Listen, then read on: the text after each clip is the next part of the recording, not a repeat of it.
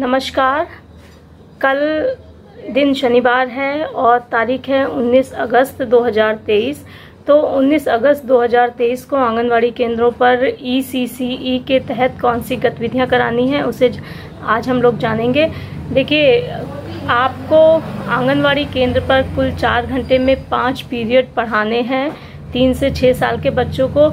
और इन 5 पीरियड में जो 3 पीरियड हैं वो आपको 3 से 6 साल तक के बच्चों को कॉमन रूप से पढ़ाने हैं, मतलब सबको साथ में बिठाल के पढ़ाना है।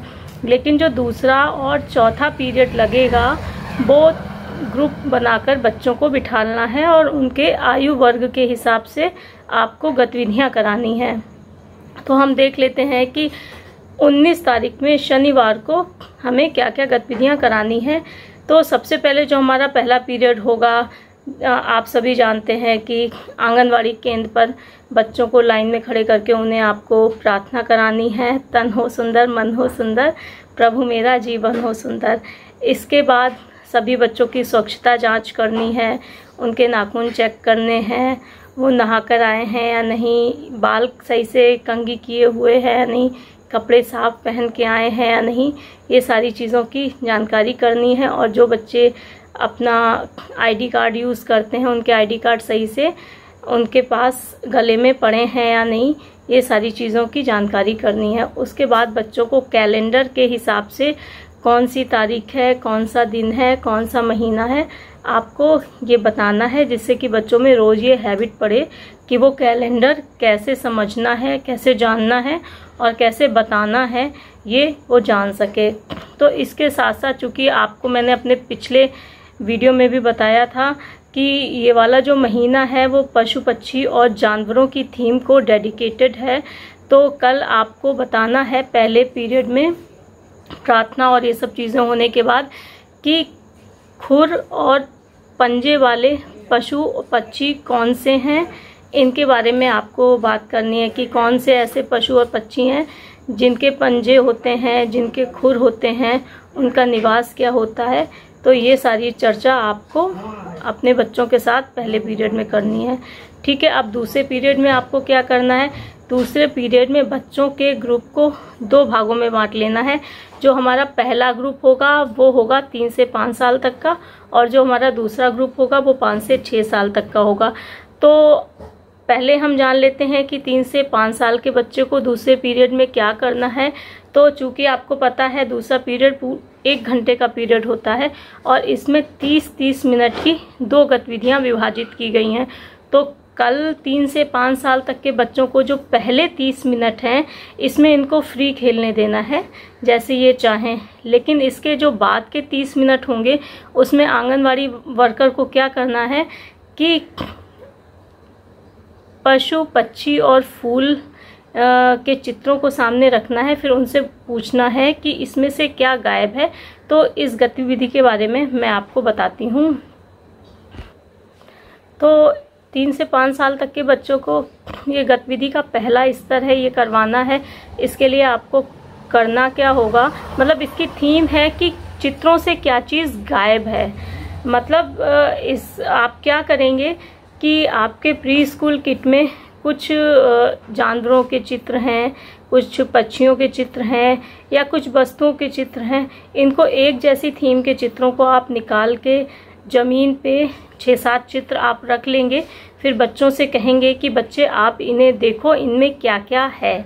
ठीक है, जब बच्चा हर चित्र को बारीकी से देख लेगा, समझ लेगा क्या क्या है, उसको कुछ मिनट्स देंगे ये सब काम करने के लिए। उसके बाद आपको क्या करना है, 5-10 मिनट जब बच्चे ये सब चीज़ें समझ जाएंगे और हर बच्चे को ये सब चित्र दिखाए जाएंगे और हर बच्चे को मौका दिया जाएगा। ठीक है, फिर जब सारे बच्चे इन सब चीज़ों को समझ जाएंगे तो आपको करना क्या है, एक बच्चे बार चित्र दिखाने के बाद आपको क्या करना है, उनकी आंखें बंद करनी है कुछ देर के लिए और उसमें से जो चित्र आपके पास रखे हैं ज़मीन पे बिछे हुए हैं उनमें से एक चित्र को ना हटा लेना है।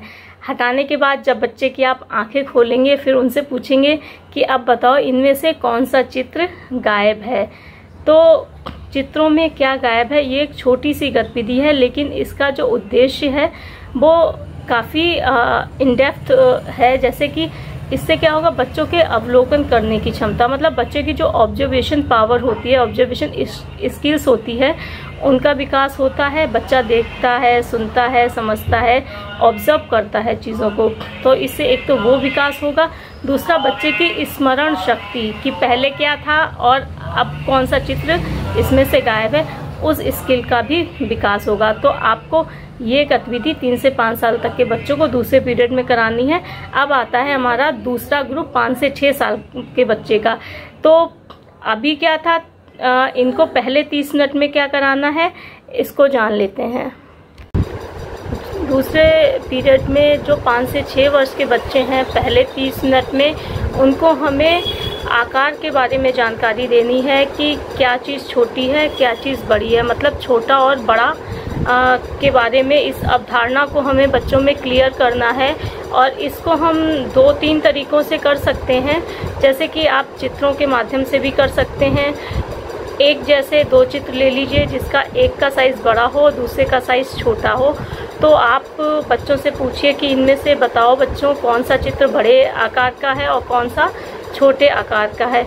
इसी तरीके से आपको जो प्री स्कूल किट मिली है उसमें भी कुछ बड़े आकार के ब्लॉक्स निकाल लीजिए और कुछ छोटे आकार के ब्लॉक्स निकाल लीजिए। फिर सारे बच्चों से बारी बारी से पूछिए कि इनमें से बड़े साइज़ का बॉक्स कौन सा है, ब्लॉक कौन सा है, और छोटे साइज़ का ब्लॉक कौन सा है। और जैसे अगर आप ये करना चाहें कि बाहर से आप कुछ बड़ी पत्तियाँ और छोटी पत्तियाँ लेकर आएँ, बच्चों से पूछें इनमें से बड़ी पत्ती कौन है, छोटी पत्ती कौन है, या आपके आसपास ऐसी हज़ारों चीज़ें मिल जाएंगी जिससे आप बच्चों को छोटा और बड़े का ज्ञान करा सके। तो ये गतिविधि आपको कल करनी है। अब आता है हमारा तीसरा पीरियड।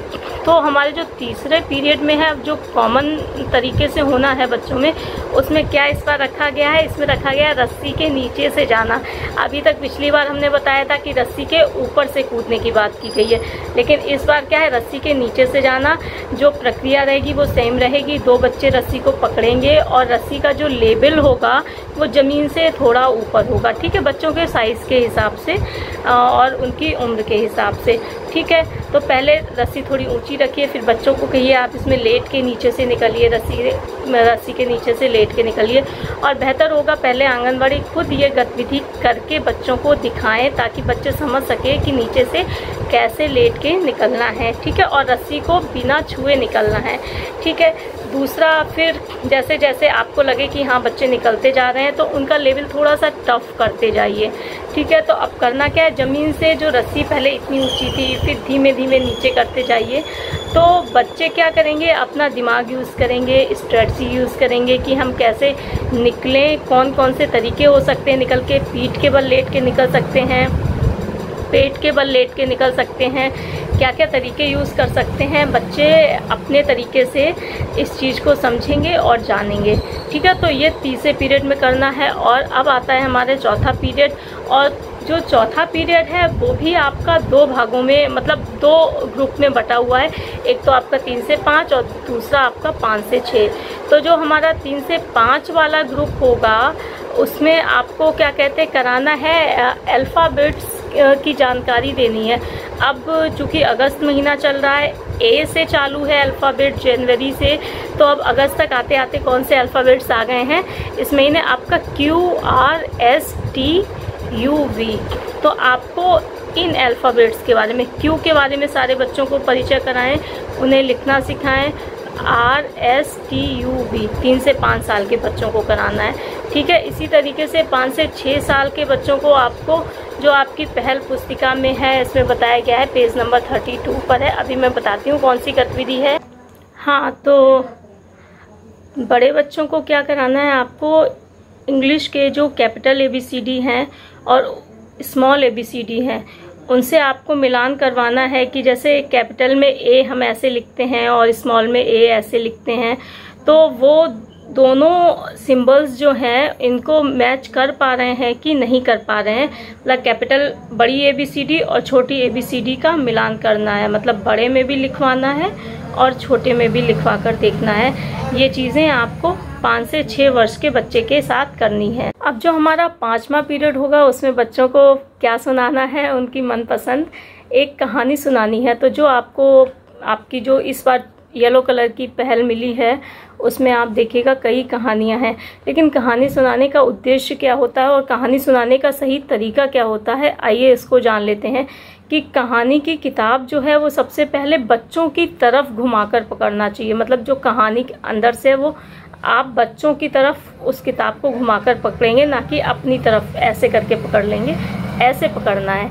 ठीक है, कहानी की किताब इस ऊंचाई पर पकड़ें ताकि सभी जो भी गोले में जितने भी बच्चे बैठे हैं वो सब समान रूप से उस किताब को देख सकें और इस सीमा में हो कि वो किताब सारे बच्चों को दिखाई पड़ रही हो। ठीक है, और कहानी सुनाने से पहले किताब हमें कहानी ना हमें खुद पढ़ लेनी चाहिए ताकि हम उस कहानी के बारे में जान सकें।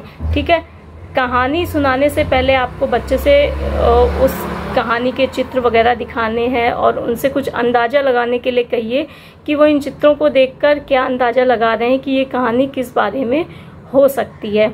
ठीक है, और जब वो चित्र देख लें तो उनके साथ आप डिस्कस करें, पूछें, एक बच्चे से पूछें, फिर दूसरे बच्चे से पूछें, ऐसे करके हर बच्चे को मौका दें उसे अपनी बात बताने का। ठीक है, फिर उसके बाद आप कहानी सुनाइए और कहानी सुनाने का भी एक तरीका होता है जो एक प्रॉपर वे होता है स्टोरी टेलिंग का, कि हाव भाव के साथ आपको कहानी सुनानी है, ना कि एकदम स्ट्रेट रीडिंग करना है।